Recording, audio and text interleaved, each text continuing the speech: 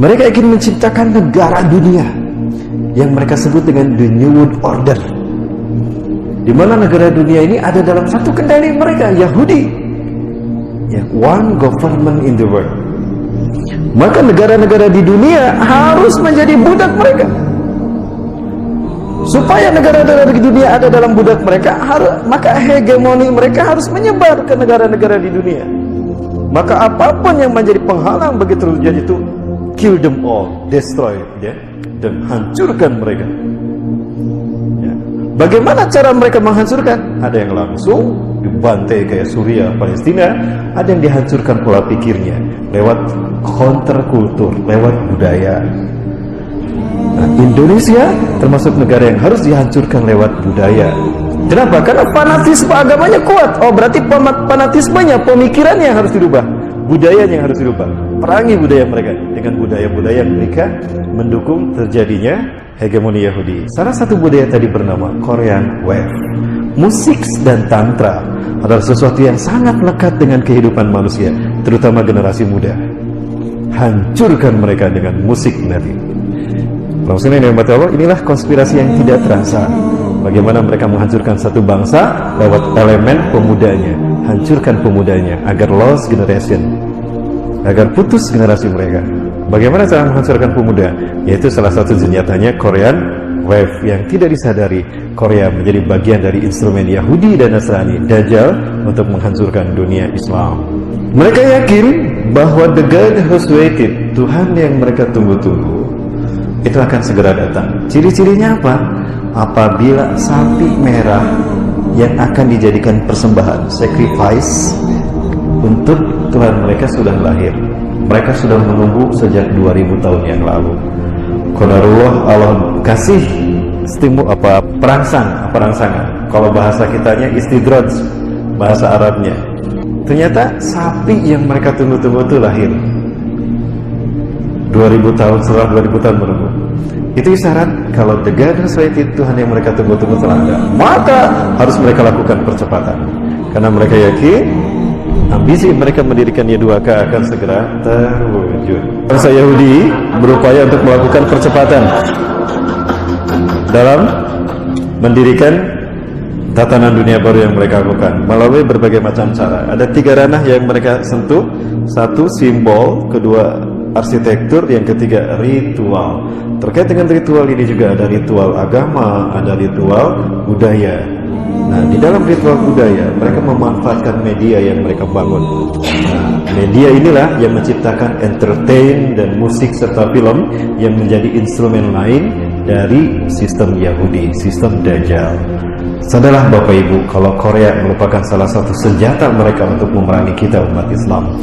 Dan ternyata yang banyak menjadi korbannya adalah para pemuda dan pemudi. Bapak sekalian, kita yang melahirkan, ternyata mereka yang mendidik jiwanya, mereka yang memberi pola pikirnya.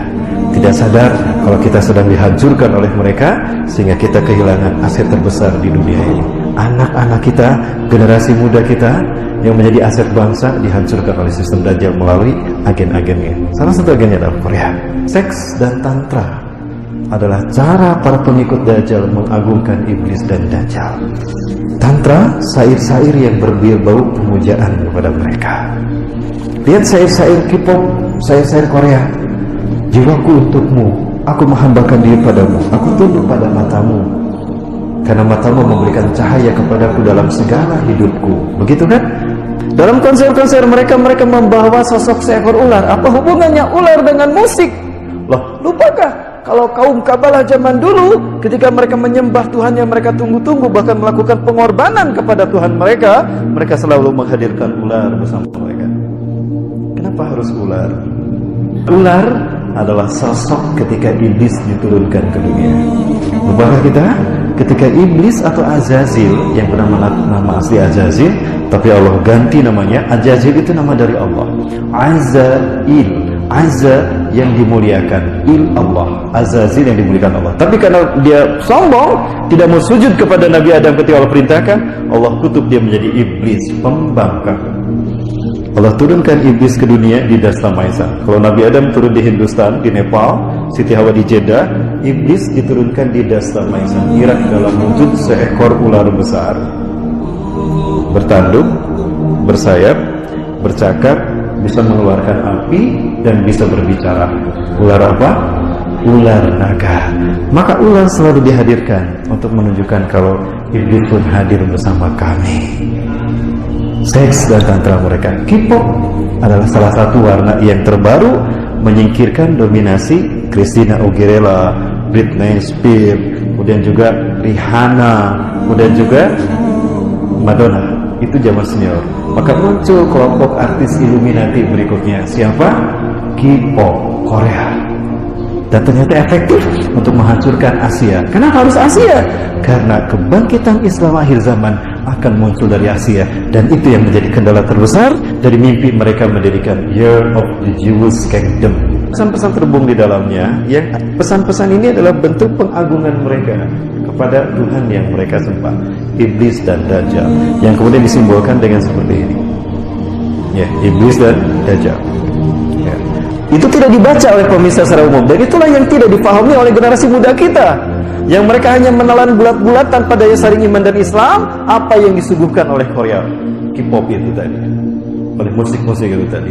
Yang jelas euforia yang mereka bangun, tidak sadar kalau secara lambat laun mereka mengarahkan semua apa yang jiwa mereka ke sana, maka dimakanlah jiwa mereka. Itulah yang diinginkan oleh Iblis dan Dajjal. Maka pada akhirnya mereka pun mengidolakan tokoh-tokoh mereka tadi. Kalau Bapak Ibu buka Kamus Besar Bahasa Indonesia, idola itu mengandung arti yang dipuja atau yang disembah. Padahal yang harus kita puja dan sembah itu siapa? Allah, kan? Idola kita bukan makhluk, idola kita Allah. Ganti frame kalau Rasulullah idola kita. Rasul bukan idola tapi uswah, maka tidak sama idola dengan uswah. Yang Allah sebutkan Rasulullah itu uswah, bukan idola. Nah, tapi sekarang coba apa yang terjadi? Bukan Rasul, bukan Allah. Yang mereka idolakan adalah Korea, tokoh-tokoh musik mereka. Tidak sadar kita digiring kepada kemusyrikan. Ini yang terjadi pada generasi muda. Ini sebetulnya yang mereka inginkan dengan menghadirkan K-pop ke tanah air kita, menghancurkan generasi muda Indonesia.